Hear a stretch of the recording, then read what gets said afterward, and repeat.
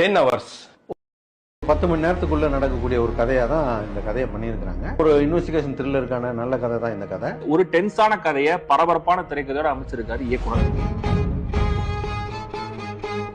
உண்மையாலுமே என்கேஜிங்கா, ரொம்ப சர்ப்ரைசிங்கா. ஒரு பொண்ணோட கிட்னாப் ஒட்டி நடக்கிற விசாரணை, அது மெயின் கொலையோட சம்பந்தப்படுற விதம், அதை ஒரு பஸ்ஸுக்குள்ள அமைச்சது அப்படிங்கிறது நிச்சயமா ஒரு கரேஜியஸான ஒரு முடிவு தான். நிச்சயமாக crime thriller, crime mystery thriller ரசிகர்களை கவர் பண்ணக்கூடிய ஒரு படம் தான் இது. உங்க டைம் வேஸ்ட் பண்ணாம படம் போகுது அப்படிங்கறதே பெரிய ஒரு பாசிட்டிவா இருந்தா. அதுக்கப்புறம் ஏதோ ஒரு நல்ல ஒரு சாலிடான ஒரு இன்ஸ்டியூட்ல பார்க்க போறோம் அப்படிங்கிற ஒரு மூடுக்கு நம்மள செட் பண்ணிருது. இபிராஜோடைய கடந்த சில படங்களோட கண்டிப்பா டெக்னிக்கலாவும் கண்டென்ட்டாவும் பெட்டரான ஒரு படம் தான், அதை மறுக்கவே முடியாது. கொடுத்த படத்துக்கு ஒரு டீசென்டான, உங்களை மதிச்சு எடுத்த படம்னு சொல்லுவாங்க.